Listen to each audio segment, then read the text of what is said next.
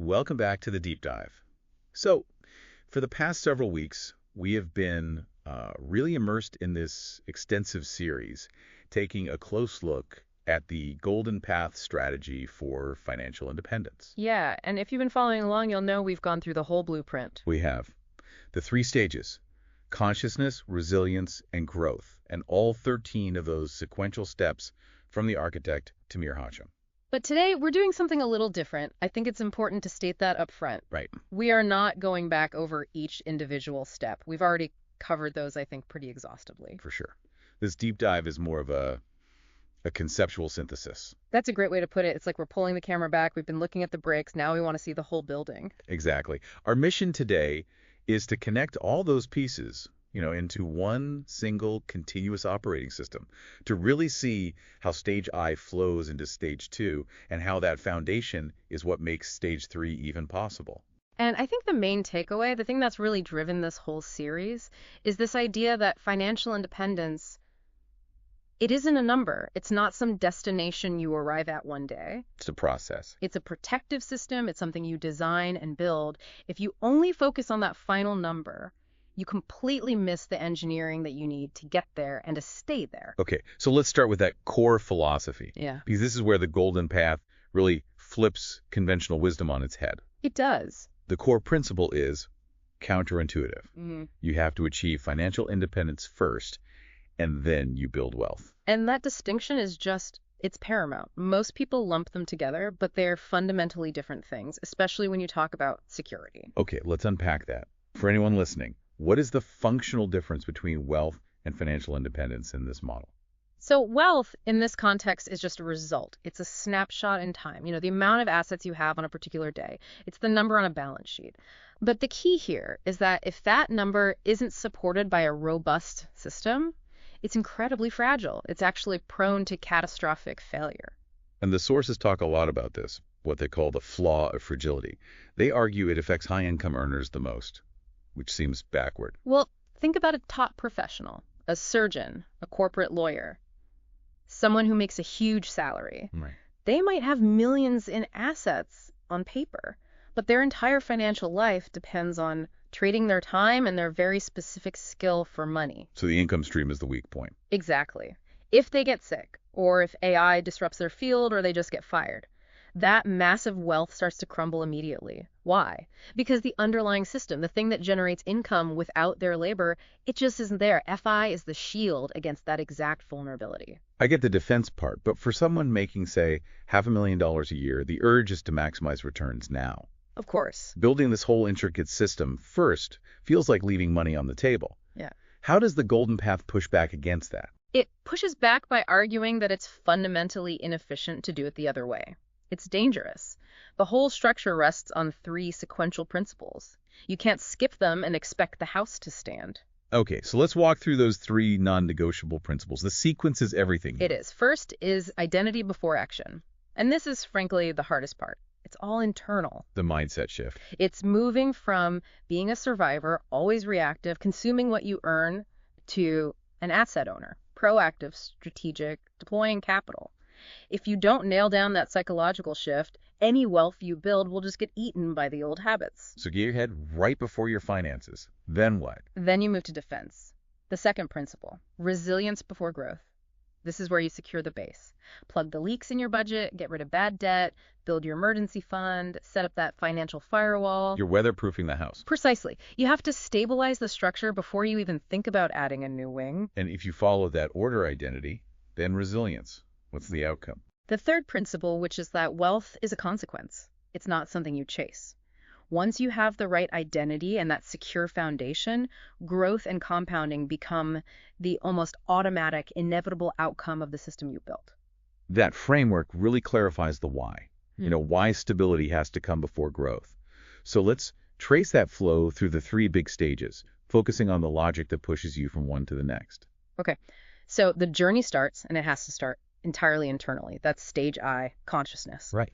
The sources are so clear on this. It's that mandatory identity shift, and it's also about defining a very precise, measurable vision, your FI number. And it's not just the number, right? It's the margin. Oh, the margin is non-negotiable, that 15 to 20% security margin you add on top. Why is that so critical so early on before you're even investing? Because it's the system's stress test.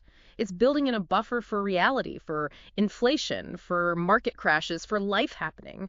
If you set your target too tight, based on perfect conditions, the first bit of volatility you face years down the road will wreck your plan emotionally. You have to build in that rigor from day one. So once the mindset is there and the target is locked in, the strategy pivots hard to defense. Stage 2, resilience. And the fact that this stage has 8 of the 13 steps tells you everything. It's the longest phase. It's the longest and most meticulous. The mantra here is that structural control comes before you chase returns. So this is the less glamorous work. It is, but it's mathematically superior in the beginning. It's stabilizing your cash flow, building the savings muscle, and this is key, aggressively eliminating bad debt. Which gives you a guaranteed return. A guaranteed, tax-free, high return. Much higher and safer than what you could reliably get from the market as a beginner. This stage is like putting on your financial oxygen mask first. Okay, so we've secured the mind in stage 1, secured the structure in stage 2. And stage 2 has built up not just capital, but also the psychological strength to handle real risk. And that finally gets us to stage 3, growth and freedom. And that transition is a huge psychological leap. Going from the guaranteed returns of paying off debt to the ups and downs of investing, you can only do that once the foundation is solid. And the key action here is step 11, right? Establishing the first yielding asset. Yes. That step is about pure deployment, taking action. The sources really stress this part. This has to be seen as a learning experiment. Because the risk here is paralysis. Perfection paralysis, exactly. You get so good at saving and managing cash in stage 2 that the idea of risking it in stage 3 is terrifying. This step demands imperfect action because that's the only way you actually learn how asset ownership works. And once you get that first one under your belt, you move toward economic freedom, step 12. Which is really about expansion and replication, building multiple non-correlated income streams. And this is the real payoff. It's the gradual move away from required working just to pay the bills to chosen work, working for passion or meaning. We've traced the system, but there's a final piece here. The process doesn't just stop when you hit your FI number. Not at all. That's a huge misconception. Hitting your number just means the system you build is now fully operational. So if it's working, why does the work continue? I think most people assume FI means you can finally stop thinking about money. Because FI is a living system. It exists in a world that is constantly changing. Markets shift, tax laws get rewritten, technology disrupts entire industries. So static knowledge is a liability. It guarantees erosion, slow, inevitable erosion of everything you've built. And this brings us to that unwritten final rule, what we call step 13, continuous learning. It runs in parallel to everything else. And it continues long after you've made it. This learning is basically catastrophe prevention. If you really analyze major financial losses, they're almost never just bad luck. They can be traced back to a lack of current critical knowledge. You get complacent, you rely on old assumptions, and the system breaks. Learning is your primary defense. The story of the architect of the Golden Path, Tamir Hachem, is maybe the best illustration of this. Absolutely. He achieved FI years ago with traditional assets, real estate, intellectual property, from his book translations. He'd already won the game by any definition.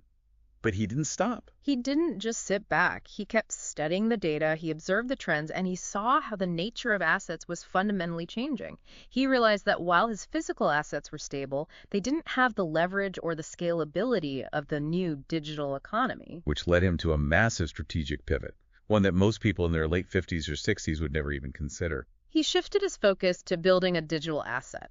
The YouTube channel itself, the very thing we're analyzing. And that's a whole new world. A massive learning curve. I mean, going from managing tangible real estate to mastering algorithms, content creation, digital marketing. Yeah. It's a completely different skill set. And he dove in because the data showed that the leverage was exponentially greater. It's a pretty amazing story. And the sources point out that this is still going on today. He's 67 and still refining the system, still learning. It really proves that mastery isn't a destination. It's a state of constant inquiry. And that's the power of it. It creates this self-correcting cycle. Learning leads to understanding. Understanding allows for strategic action. Action creates results, good and bad, which forces you to adapt and go back to learning. That loop is what keeps the whole system robust over decades. So after all this, what does it all mean for you as you're trying to put this together? True financial independence. It's the result of intentionally building this protected, diversified system. It's not a lottery ticket. Not at all. It's a commitment to a way of life. It's anchored in that identity shift, it's secured by resilience, and it's driven by continuous adaptation. And really, the security you build, whether it ends up being temporary or truly lasting, it's all going to be determined by your capacity for that lifelong learning. The system is only as strong as the knowledge that maintains it. So as you reflect on the whole golden path, from that first step of changing your identity all the way to achieving economic freedom, maybe take a moment to think about this. What's the one area in your current FI system? Is it your consciousness, your resilience, or your growth assets where you need to dedicate just 2 weeks of focused learning this month? That intentional commitment, that choice to get knowledge before you make your next move, that's the real start of the next phase of your freedom. If this synthesis has helped connect the dots for you, we invite you to continue that journey and go deeper on the Architect's YouTube channel, The Golden Path to Financial Independence. Thank you for joining us on this deep dive.